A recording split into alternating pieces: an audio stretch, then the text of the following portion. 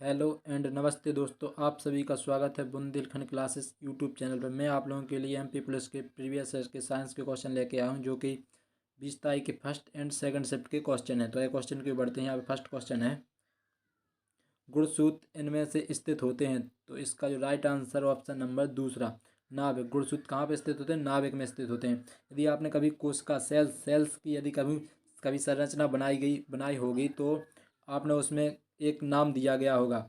क्या? गोल्जिका बॉडी, गोल्जिका का उसमें एक अंग होता है, एक सेल्स और कोशिका के अंदर होती है, जिसे गोल्जिका कहा जाता है, जो इस प्रकार की बनाई जाती है वहाँ पर गोल्जिका। और रसधानी किसे कहा जाता है? रसधानी कहा जाता है रिक्तिका। यदि आपने कभी कोशिका की संरचना बनाई होगी, तो दो इस प्रकार की संरचना बनाई जाती हैं, जिसे रिक्तिका कहा जाता है। जो कोशिका की जो कि कोशिका यदि अपना उत्सर्जन करती है, तो उसके रिक्तिका के माध्यम से ही करती है अपना वेस्ट पदार्थ। यदि कोई सेल्स इसमें मर जाती है, तो वो किसमें? इसी से बाहर निकालती है। तो इसका जो राइट आंसर ऑप्शन नंबर दूसरा इसका राइट आंसर है। नाभिक में होते हैं गुणसूत्र, नाभिक में स्थित होते हैं। नेक्स्ट क्वेश्चन की बढ़ते हैं। नेक्स्ट क्वेश्चन है हमारा, निम्नलिखित में से कौन सा घर्षण द्वारा आवेशित नहीं किया जा सकता है? तो इसका जो राइट आंसर ऑप्शन नंबर एक इसका राइट आंसर है, एक कॉपर की रॉड। यदि आपके लिए ये कभी भी प्रैक्टिस करना हो या कभी भी प्रयोग भी करना हो, तो आप इसे प्रयास कर सकते हैं। यदि आप देखिए, एक फूले हुए गुब्बारे को आप रगड़ेंगे तो उसमें आवेश आ जाता है। और यदि आप एक प्लास्टिक की कलम को कभी रगड़ेंगे, प्रैक्टिस आप वीडियो देखते हुए भी आप प्रैक्टिस कर लीजिए, ऐसा होता है। यदि आप प्लास्टिक के पेन के लिए रगड़ेंगे, तो उसमें भी थोड़ा बहुत आवेश आ जाता है। और एक यदि कांच की रॉड के लिए भी आप आवेशित करेंगे, आपके पास स्केल होगा, स्केल के पे भी आप थोड़ा उसे रगड़िए, तो उसमें थोड़ा बहुत आवेश आ जाता है। जबकि कॉपर की रॉड में कभी भी आवेश नहीं आता है, जब तक उसे उसे रगड़ने पे तो बिल्कुल आता ही नहीं है। यदि आप उसमें कोई करंट प्रभावित करेंगे, तो जरूर उसमें आवेश आ जाएगा। नेक्स्ट क्वेश्चन को बढ़ते हैं। नेक्स्ट क्वेश्चन है, अधिकांश जीवाश्म ईंधनों में होता है। तो अधिकांश जीवाश्म ईंधनों में क्या होता है? तो इसका जो राइट आंसर ऑप्शन नंबर चौथा इसका राइट आंसर है, त्वरित दहन। देखिए, जीवाश्म ईंधन बनने से पहले की जो क्रिया होती है, उसे कहा जाता है अपभ्रंशक। और स्वतः दहन, तो जीवाश्म ईंधन स्वतः तो जलते नहीं, जब तक उनमें O2 कोई भी चिंगारी नहीं दी जाए, तब तक वो स्वतः नहीं जलते हैं। और विस्फोटक विस्फोटक भी, वो विस्फोटक इसके नहीं बनाए जाते। विस्फोटक किसके बनाए जाते हैं? विस्फोटक बनाए जाते हैं ने और जी जो तमाम प्रकार की जो रासायनिक चीज़ें होती हैं, उससे बनाए जाते हैं, जिससे कि मतलब विस्फोट बम वगैरह बनाए जाते हैं। वो किससे बनाए जाते हैं? अमोनिया सल्फेट, अमोनिया से बनाए जाते हैं। नेक्स्ट क्वेश्चन है यहाँ पर। नेक्स्ट क्वेश्चन की ओर बढ़ते हैं। कौन सा यौगिक एक अम्ल नहीं है? तो इसका जो राइट आंसर है ऑप्शन नंबर, यहाँ पे जो इसका राइट आंसर है ऑप्शन नंबर एक, HCl गैस। देखिए, अब यहाँ पर आपके लिए ये देखना होगा कि HCl गैस और HCl विलयन, इसमें क्या अंतर है। तो जब आप HCl गैस है ना, वो अम्ल क्यों नहीं है? क्योंकि जब आप इसके जो गैस है, इसे आप इसके प्रयोग भी आप मतलब कि मैंने इसके बारे में रिसर्च की, तो इसमें देखा कि जब आप एक प्रकार का एक बर्तन लीजिए, उस बर्तन में आप HCl गैस के लिए प्रभावित करेंगे, तो बुलबुले टाइप की बना लेती है, जिससे जो हाइड्रोजन बंध H और Cl के बीच जो बंध बनता है, वो बंध स्पष्ट रूप से जो कि सहसंयोजी बंध बनता है, वो नहीं बनता है। जबकि विलयन में, जबकि पानी में यदि HCl का विलयन डालेंगे, तो उसमें बंध बनता है, जिससे कि हाइड्रोजन बॉन्ड बन जाता है। और इससे ये अम्ल वाली प्रक्रिया, अम्ल वाले रूल्स हैं, जो कि लक्षण होते हैं, वो प्रदर्शित करने लगता है लिटमस पेपर पर। जबकि HCl गैस के लिए उसमें यूज किया जाता है लिटमस पेपर पर, तो ये अम्ल जैसा व्यवहार नहीं करता है। तो इसका जो राइट आंसर ऑप्शन नंबर पहला इसका राइट आंसर है, जो कि अम्ल नहीं है। जबकि HCl भी अम्ल है, और HNO4O H भी अम्ल है, और H NH3 भी, NH3 गैस भी एक अम्ल है। नेक्स्ट क्वेश्चन, गैस जो कि अम्ल को प्रदर्शित करती है। तो इसका राइट आंसर ऑप्शन नंबर एक इसका राइट आंसर है। नेक्स्ट क्वेश्चन की बढ़ते हैं। नेक्स्ट क्वेश्चन है, नदी के किनारे खड़ा व्यक्ति पानी में एक मछली देखता है, उसे मछली दिखाई देती है। तो इसका जो राइट आंसर है ऑप्शन नंबर तीसरा इसका राइट आंसर है, मूल स्थिति के ठीक ऊपर। मूल स्थिति के ठीक ऊपर इसका राइट आंसर है। अब ऐसा क्यों होता है? मूल स्थिति के ठीक ऊपर ऐसा क्यों होता है? आपने कभी भी जब जब प्रकाश कोई भी हमें दिखाई क्यों देता है? हमें दिखाई देता है प्रकाश की उपस्थिति में, हमें प्रकाश की उपस्थिति में दिखाई देता है। और जब प्रकाश विरल माध्यम से सघन माध्यम में जब प्रकाश विरल माध्यम से सघन माध्यम में प्रवेश करता है तो वह अभिलंब की ओर झुक जाता है। तो इसे ही अपवर्तन कहते हैं। और इसी प्रक्रिया के कारण हमें कोई भी चीज़ जैसे पानी में, हम हवा से पानी में देखते हैं तो वह थोड़ी सी ऊपर हमें दिखाई देने लगती है। तो इसका जो राइट आंसर ऑप्शन नंबर 30 इसका राइट आंसर है। नेक्स्ट क्वेश्चन की बढ़ते हैं। क्वेश्चन है, घरों में फिटिंग में प्रयुक्त होने वाले सभी बिजली के तारों में प्लास्टिक कवर चढ़ाया जाता है क्योंकि प्लास्टिक होता है। प्लास्टिक क्या होता है? प्लास्टिक विद्युत का कुचालक होता है। तो इसका राइट आंसर ऑप्शन नंबर दूसरा इसका राइट आंसर है। और चालक विद्युत का कुचालक होता है। और चालकता की परिभाषा क्या है? जिसमें मुक्त इलेक्ट्रॉन होते हैं वो विद्युत का चालक होता है, और जिसमें मुक्त इलेक्ट्रॉन नहीं होते हैं वो विद्युत का कुचालक होता है। तो प्लास्टिक में मुक्त इलेक्ट्रॉन नहीं होते हैं, इसलिए वह विद्युत का कुचालक होता है। नेक्स्ट क्वेश्चन की बढ़ते हैं। नेक्स्ट क्वेश्चन है हमारा, निम्न में से सबसे बड़ी कोशिका चुनिए। तो इसका जो राइट आंसर ऑप्शन नंबर दूसरा तंत्र का कोशिका हमारी सबसे बड़ी कोशिका होती है। गाल की कोशिका ओनली गाल तक ही सीमित रहेगी, जबकि पेशी कोशिका पेशियों तक ही सीमित रहेगी। और अस्थि कोशिका है, जबकि ऑलमोस्ट जैसे सभी कोशिका, इन सब में क्या होता है? तंत्रिका कोशिका होती है। तंत्रिका कोशिका ही यदि कोई भी तंत्र का यदि हमारे शरीर में कभी हमें कांटा लग जाता है तो हमारे मस्तिष्क को कैसे पता चलता है कि हमें वहाँ से पैर हटाना है या हाथ हटाना है? क्योंकि तंत्रिका कोशिका ही हमारे आदेश ले जाती है और वहाँ से मस्तिष्क से आदेश ले आती है। इतने सेकंडों, मिली सेकंडों में ये क्रिया हो जाती है कि हमें वहाँ से पाँव हटाना है, क्योंकि तंत्रिका कोशिका से ही संभव हो पाता है। नेक्स्ट क्वेश्चन की ओर बढ़ते हैं। नेक्स्ट क्वेश्चन है हमारा, निम्न में से कौन सी एक यूकैरियोटिक कोशिका नहीं है? तो पहले तो आप लोगों के लिए यही मालूम होना चाहिए कि यूकैरियोटिक किसे कहते हैं। यूकैरियोटिक कोशिका उन्हें कहते हैं जिनमें केंद्रक होता है। जिनमें केंद्रक होता है उन्हें यूकैरियोटिक कोशिकाएं कहते हैं। तो इनमें से कौन सी यूकैरियोटिक कोशिका नहीं है? तो इसका जो राइट आंसर है ऑप्शन नंबर डी, जीवाणु राइट आंसर है। क्योंकि देखिए, कवक में केंद्रक होता है, पशु में केंद्रक होता है, ये पौधों में केंद्रक होता है, जबकि जीवाणु में केंद्रक नहीं होता है। इसलिए इसका right answer option number D इसका राइट आंसर। नेक्स्ट क्वेश्चन की ओर बढ़ते हैं। नेक्स्ट क्वेश्चन है हमारा, हृदय से बना होता है। तो हृदय किससे बना होता है? तो इसका जो राइट आंसर ऑप्शन नंबर तीसरा इसका राइट आंसर है। किससे? पेशी ऊतक से बना होता है। और एक मात्र यही हमारा अंग है जो जीवन पर्यंत बिना थके, हमारे जब तक हमारा जीवन रहता है तब तक ये बिना थके कार्य करता रहता है।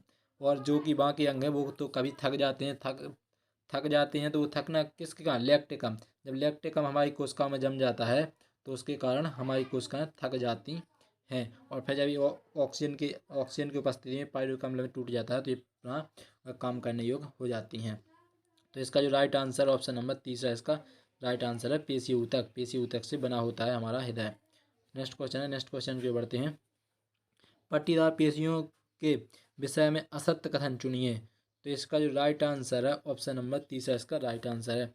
अनैच्छिक कोशिका जिनमें हमारी कोई इच्छा, मतलब कि हम इच्छा के विरुद्ध, जैसे कि यदि हमें अनैच्छिक क्रिया किसे कहते हैं? अनैच्छिक क्रिया, जैसे यदि हमें छींक आए तो हम वो हमारी छींक अपनी इच्छा से भी नहीं आती है, ना ही हम उसे कंट्रोल कर सकते हैं। जैसे अनैच्छिक क्रियाएं कहा जाता है।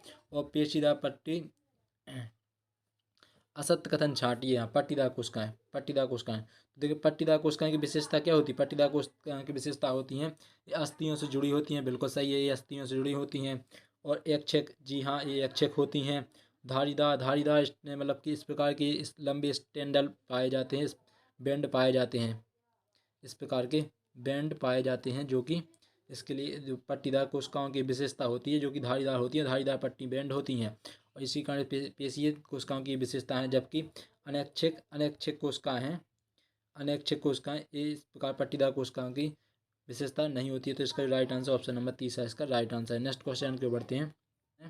विलीन रूप में पाचित भोजन CO2 में नाइट्रोजन व्यवस्था के परिवहन का कार्य रुधिर के द्वारा किया जाता है। तो विलीन रूप में पाचित भोजन CO2 की नाइट्रोजन व्यवस्था परिवहन में नाइट्रोजन CO2 और नाइट्रोजन व्यर्थ के परिवहन में किसका काम होता है? तो इसका राइट आंसर ऑप्शन नंबर 1 इसका राइट आंसर है। प्लाज्मा द्वारा होता है। RBC द्वारा क्या होता है? RBC द्वारा O2 का परिवहन होता है। WBC का काम क्या होता है? WBC का काम होता है एंटीबॉडी का बनाना। तो इसका जो राइट आंसर ऑप्शन नंबर 1 इसका राइट आंसर। नेक्स्ट क्वेश्चन की बढ़ते हैं। नेक्स्ट क्वेश्चन है हमारा, निम्न प्रदत्त सूची में से उस वस्तु का चयन करें जो प्राकृतिक संसाधन नहीं है। देखिए, प्राकृतिक संसाधन जो कि हमें प्रकृति से दिया मिला है वो उसे प्राकृतिक संसाधन कहा जाता है। तो इसमें हमें ये छांटना है कि कौन सा प्राकृतिक संसाधन नहीं है। देखिए, वाटर जल प्राकृतिक संसाधन है, वायु प्राकृतिक संसाधन, मृदा प्राकृतिक संसाधन, तो कौन है? बिजली प्राकृतिक संसाधन नहीं है। तो इसका जो राइट आंसर है ऑप्शन नंबर 1 इसका राइट आंसर है, बिजली। नेक्स्ट क्वेश्चन की बढ़ते हैं। नेक्स्ट क्वेश्चन है हमारा, वाहन के पहियों में खांचों को बनाया जाता है ताकि ऑप्शन इसका जो राइट वाहन के पहियों में खांचे को बनाया जाता है ताकि घर्षण में वृद्धि हो सके। तो इसका जो राइट आंसर ऑप्शन नंबर 1 इसका राइट आंसर है, घर्षण। आप मुझे कमेंट बॉक्स में बताइए कि घर्षण का लाभ क्या है। यदि हम चलते हैं तो चलने में किसकी सहायता होती है? तो गुरुत्वाकर्षण के साथ साथ किसकी और सहायता होती है कि हम चल पाते हैं। और यदि हम जैसे कि कोई मोटर वाहन के टायर रबड़ के ही क्यों बनाते हैं, हम लोहे के क्यों नहीं बना सकते हैं? तो इसलिए इन दोनों के आंसर मुझे कमेंट बॉक्स में जरूर दीजिए। नेक्स्ट क्वेश्चन की बढ़ते हैं। इसका जो राइट आंसर ऑप्शन नंबर 1 इसका राइट आंसर है, घर्षण की वृद्धि। नेक्स्ट क्वेश्चन की बढ़ते हैं। नेक्स्ट क्वेश्चन हमारा, प्रयोगशाला में जीवाणु संवर्धन के लिए प्रयुक्त अगर माध्यम का स्रोत है, अगर माध्यम का स्रोत क्या है? इसका जो राइट आंसर है ऑप्शन नंबर इसका राइट आंसर ऑप्शन नंबर 20 का राइट आंसर है, लाल शैवाल इसका राइट आंसर है। प्रयोगशाला जीवाणु संवर्धन के लिए प्रयुक्त माध्यम स्रोत है लाल शैवाल। नेक्स्ट क्वेश्चन की बढ़ते हैं। नेक्स्ट क्वेश्चन हमारा, विद्युत बल्ब का तंतु निम्न का बना होता है। तो इसका जो राइट आंसर ऑप्शन नंबर 1 इसका राइट आंसर है, टंगस्टन। अब देखिए, आप लोगों के मालूम होगा कि कॉपर जैसे यदि देखा जाए चालकता के अनुसार तो कॉपर इसमें सबसे ज़्यादा अधिक चालक है। जबकि कॉपर का नहीं बनाया जाता है, एल्यूमिनियम का भी नहीं बनाया जाता, लेड का नहीं बनाया जाता, टंगस्टन का क्यों बनाया जाता है? टंगस्टन का इसलिए बनाया जाता है क्योंकि इसका जो गलनांक बिंदु है वो गलनांक बिंदु अधिक है, और गलनांक बिंदु अधिक होने के कारण इससे टंगस्टन का यूज किया जाता है, जिससे वे बार बार बल्ब फ्यूज नहीं होते हैं और वो अधिक गलनांक बिंदु लाल होने के कारण वो प्रकाश देता है। नेक्स्ट क्वेश्चन की बढ़ते हैं। नेक्स्ट क्वेश्चन हमारा, रसधानियाँ तरल में भरी हुई गुहिकाएँ हैं। तो इसका जो राइट आंसर ऑप्शन नंबर 1, तो रसधानियाँ मतलब मैंने अभी बताया रसधानियाँ का रिक्तिका में क्या भरा होता है? स्टार्च। इसका right answer starch. Next question की ओर बढ़ते हैं। नेक्स्ट क्वेश्चन हमारा, प्लास्टिक और पेरिस को किससे संघनित करते हैं? प्लास्टिक और पेरिस से किसको संघनित करते हैं? तो इसका जो राइट आंसर है ऑप्शन नंबर इसका बी ऑप्शन इसका सही आंसर है, नमीरोधी। प्लास्टिक ऑफ पेरिस किसे कहते हैं? जब आपके लिए किसी का हाथ या पाँव टूट जाता है, उसमें जो सफ़ेद कलर का जो लगा चढ़ाया जाता है हाथ में या पैर में बांधा जाता है, उसे क्या प्लास्टिक ऑफ पेरिस ही होता है, जिसमें हमारे शरीर में वो नमी नहीं होती है और इन्फेक्शन फैलने के कम चांस होते हैं। नेक्स्ट क्वेश्चन की ओर बढ़ते हैं। नेक्स्ट क्वेश्चन हमारा, प्रकाश का अपवर्तन निम्न के लिए उत्तरदायी होता है। प्रकाश का अपवर्तन निम्न के लिए उत्तरदायी होता है। तो इसका जो राइट आंसर ऑप्शन नंबर 2 इसका सही आंसर है, तारों के टिमटिमाने के लिए। यदि आप लोगों ने नोटिस किया होगा तो तारे टिमटिमाते, जबकि सूर्य भी एक तारा है।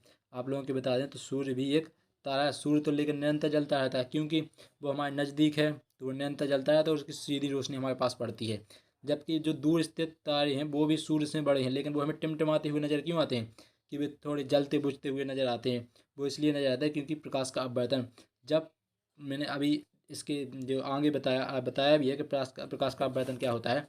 जब प्रकाश की किरण विरल माध्यम से सघन माध्यम में प्रवेश करती है तो वह अभिलंब की ओर झुक जाती है, और जब वहाँ से सूर्य की प्रकाश की किरणें आती हैं तो वहाँ पे कई माध्यम मिलते हैं, विरल सघन इस प्रकार के माध्यम मिलते हैं, जिससे कि वो हमें टिमटिमाते हुए प्रतीत होते हैं। और जो इसके जो नेक्स्ट ऑप्शन दिए गए हैं उनके बारे में बात करें तो छाया के निर्माण के नहीं, छाया के निर्माण के लिए तो नहीं होता है। आकाश के नीले होने के लिए नहीं, ये प्रकाश का विकिरण के कारण होता है, प्रकाश के विकिरण के आकाश नीला दिखाई देता है। इंद्रधनुष भी प्रकाश का विकिरण के कारण है। तो इसका राइट आंसर ऑप्शन नंबर दूसरा इसका राइट आंसर है, तारों के टिमटिमाने के लिए। नेक्स्ट क्वेश्चन की बढ़ते हैं। नेक्स्ट क्वेश्चन है, निम्न में से उत्पादक का चिन्हित करेंगे। तो इसका जो राइट आंसर ऑप्शन नंबर एक इसका राइट आंसर है, घास। उत्पादक किसे कहते हैं? देखिए, यदि आपने ऊर्जा का पिरामिड बनाया होगा, यदि आपने ऊर्जा का पिरामिड बनाया हो तो यहाँ पर सबसे नीचे लिखा जाता है उत्पादक, फिर प्राथमिक उपभोक्ता, फिर द्वितीयक उपभोक्ता, फिर तृतीयक उपभोक्ता। तो जो उत्पादक होते हैं, उत्पादक में घास को रखा जाता है, फिर इसके बाद जीवाणु को रखा जाता है, फिर इसके बाद और जीवाणु को जो खाते हैं उनके लिए, फिर जो उनके लिए खाते हैं, वो इस प्रकार का ऊर्जा का पिरामिड बनता है। तो नेक्स्ट क्वेश्चन के बढ़ते हैं। देखिए, घास के लिए जीवाणु खाते हैं, जीवाणु के लिए टिड्डे खाते हैं, टिड्डा। और जो मशरूम है, मशरूम एक इस प्रकार का छाता टाइप का होता है, इस प्रकार का छाता टाइप का होता है, जो कि जिसे अब और भी भाषाओं में कुकुरमुत्ता भी कहा जाता है। नेक्स्ट क्वेश्चन की बढ़ते हैं। नेक्स्ट क्वेश्चन है हमारा, उस एक कवक का नाम बताइए जो भंडारित अनाज को प्रभावित करता है। तो जो भंडारित अनाज को प्रभावित करता है, तो इसका जो राइट आंसर है ऑप्शन नंबर तीसरा, ऑप्शन नंबर तीसरा इसका राइट आंसर है। अब कवक का नाम बताइए जो भंडारित अनाज, तो एस्पारेगिल्स किसे कहा जाता है? एस्पारेगल, यदि आपको बुंदेली भाषा में बताया जाए तो इसे तिलुला होता है, तिलुला। तिलुला के लिए स्पाइरेगल कहा जाता है। नेक्स्ट क्वेश्चन के बढ़ते हैं, जो कि हमारे अनाज में पड़ जाता है। नेक्स्ट क्वेश्चन के बढ़ते हैं। नवजात शिशु निम्न के कारण अपना भार 2 माह में 2 गुना कर लेता है। तो किसके कारण? तो इसका जो राइट आंसर ऑप्शन नंबर दूसरा इसका राइट आंसर है। शरीर की कोशिकाओं की वृद्धि के कारण वह 2 माह में अपना शरीर का वजन 2 गुना कर लेता है। क्वेश्चन है, पौधों के सभी भागों का सबसे बाह्य आवरण निम्न में से बना होता है। तो जो पौधे का सबसे बाह्यतम आवरण वो किससे बना होता है? तो इसका जो राइट आंसर है ऑप्शन नंबर तीसरा इसका राइट आंसर है, त्वचीय ऊतक। त्वचीय ऊतक से बना होता है। फ्लोएम क्या होता है? देखिए, पौधों में जब कोई भी पौधा होता है इस प्रकार का, तो उसके अंदर भीतर जो मटेरियल होता है उसमें जाइलम और फ्लोएम भी होते हैं। तो जाइलम और फ्लोएम का काम क्या होता है? जाइलम का काम होता है नीचे से जो जड़ें होती हैं, जड़ों से पानी को सोखना, ये होता है जाइलम का काम। फ्लोएम का काम क्या होता है? जो पत्तियां हैं, जो पत्ती बनी होती हैं ना, पत्तियों में जो भोजन बन रहा है ना, उस भोजन के लिए पूरे पेड़ में पहुंचाना, पूरे पौधे के सभी अंगों तक पहुंचाना, वो होता है फ्लोएम का काम। और विभाज्य ऊतक जो कोशिकाओं का वृद्धि होती है उसे विभाज्य ऊतक कहा जाता है। तो का क्या, पौधों के सबसे बाह्यतम आवरण को क्या कहा जाता है? बाह्यतम आवरण को त्वचा, जो कि सबसे अधिक होता है, बाह्यतम आवरण को त्वचा कहा जाता है। नेक्स्ट क्वेश्चन की बढ़ते हैं। फ्लोएम इसके अंदर का है, जाइलम भी इसके अंदर ही पाया जाता है। नेक्स्ट क्वेश्चन की बढ़ते हैं। नेक्स्ट क्वेश्चन है, मृदा की तैयारी करने के उपरांत उस किसी अभ्यास का अनुसरण किया जाता है। किसका अनुसरण किया जाता है?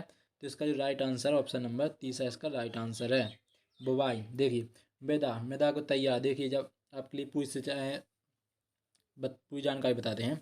देखिए, सबसे पहले नंबर आपको क्या, खेतों को जुताई की जाती है, जुताई करने के बाद फिर खेतों को तैयार किया जाता है, तैयार करने के बाद फिर उसमें बुवाई की जाती है। बुवाई करने के बाद फिर उसमें खरपतवार डाला जाता है, खरपतवार और खाद व उर्वरक भी डाले जाते हैं। फिर इसके बाद उसमें सिंचाई की जाती है। लेकिन इसमें जो राइट आंसर है इसका ऑप्शन नंबर तीसरा इसका राइट आंसर है। मृदा को तैयार करने के उपरांत बाद, मतलब खेत को तैयार करने के बाद तुरंत बाद बुवाई की जाती है। फिर बुवाई करने के बाद ये नेक्स्ट जो 3 ऑप्शन दिए गए हैं ये बाद की प्रक्रियाएँ हैं। नेक्स्ट क्वेश्चन के बढ़ते हैं। नेक्स्ट क्वेश्चन है हमारा, प्लास्टिक की थैली को ना कहें और कपड़े की थैली को हाँ कहें। यहाँ पर हमें एक वाक्य दिया गया है कि हमें प्लास्टिक की थैली का यूज नहीं करना चाहिए, कपड़ों की थैली का यूज करना चाहिए। ऐसा क्यों करना चाहिए? तो आइए, प्लास्टिक कपड़ों के कट लुगदी से बना होता है, नहीं, ये तो नहीं है। प्लास्टिक की थैली जैव निम्नी है, नहीं, ये भी असत्य है। तो इसमें जो राइट आंसर है प्लास्टिक और अजैवनी। अजैव निम्नी का होता है कि जो कि डिकम्पोज, प्लास्टिक डिकम्पोज नहीं होती है, जल्दी डिकम्पोज नहीं होती है, जबकि बैग जल्दी डिकम्पोज हो जाते हैं, मतलब कि नष्ट हो जाते हैं। इससे पर्यावरण प्रदूषण नहीं होता है। तो इसका जो राइट आंसर ऑप्शन नंबर तीसरा इसका राइट आंसर है। नेक्स्ट क्वेश्चन के बढ़ते हैं। नेक्स्ट क्वेश्चन है हमारा, एक पादप कोशिका में जीव द्रवाणुकुंचन को रूप में परिभाषित किया जा सकता है। तो इसका जो राइट आंसर है, तो देखिए एक पादप कोशिका को जीव द्रव्यानुकुंचन के रूप में परिभाषित किया जा सकता है। तो देखिए जीव द्रव्यानुकुंचन किसे कहा जाता है? जैसे कोई बिलियन है, कोई बिलियन है, उस बिलियन कोई बिलियन है, उस बिलियन की सांद्रता, कोई बिलियन है, उस बिलियन की सांद्रता कोशिका किसी बिलियन की सांद्रता कोशिका की सांद्रता से अधिक होती है तो उसे उस स्थिति में जीवद्रव्यानुकुंचन होता है, संकुआनुकुंचन होता है। तो इसका जो राइट आंसर है ऑप्शन नंबर 30 है, इसका राइट आंसर है। जब कोशिका की सांद्रता से अधिक सांद्रता बिलियन की होती है तो उस स्थिति में अतिपराशयी स्थिति में जीवद्रव्यानुकुंचन होता है। अतिपराशयी मतलब कि अधिकता के लिए क्या कहा जाता है? अतिपराशयी। नेक्स्ट क्वेश्चन की ओर बढ़ते हैं। नेक्स्ट क्वेश्चन है हमारा, विद्युत फ्यूज जोड़ा जाता है तो विद्युत फ्यूज किस में जोड़ा जाता है? तो इसका जो राइट आंसर है ऑप्शन नंबर दूसरा इसका राइट आंसर है, विद्युतिक तार, लाइन बार। लाइन बार मतलब कि फेज। विद्युत फ्यूज किस में जोड़ा जाता है?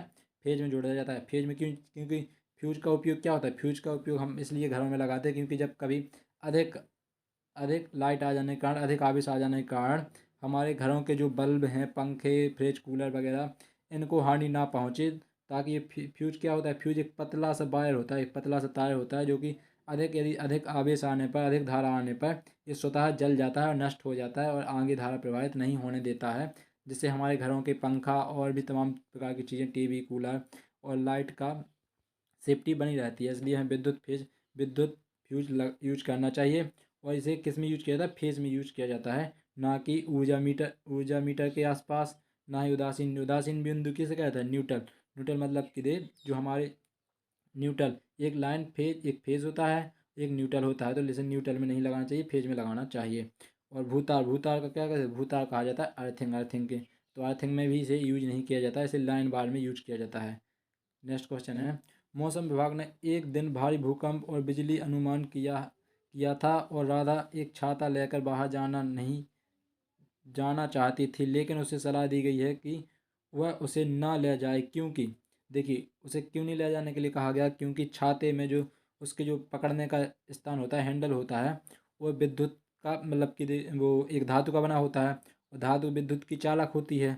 और जब वो बिजली तड़केगी तो बिजली या कड़केगी तो उस धातु का हैंडल है उससे होते हुए उसे बिजली लगने के आसार हैं। इसी वजह से उसे रोका जा रहा है कि वो छाता लेके बाहर नहीं जाए।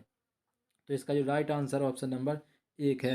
क्योंकि बादलों में विद्युत विसर्जन होता है तो जो उसके जो छाजड़ी का जो हैंडल होगा वो विद्युत का चालक होता है, लोहे का बना होता है, इसलिए उसे मना किया जाता है। वह और जो नेक्स्ट ऑप्शन दिए गए वह पकड़ने से फिसल जाएगी तो नहीं, ये तो नहीं हो सकता है।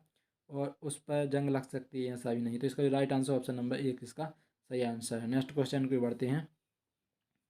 एक तार एक तारे के आकार की आकृति काली कागज की पट्टी में काटी गई थी, जिसका उपयोग डिस्चार्ज किए गए पौधे की पत्ती को ढकने के लिए किया जाता है, जो यह प्रदर्शित करने के लिए इस्तेमाल किया जाता है कि प्रकाश संश्लेषण जरूरी है।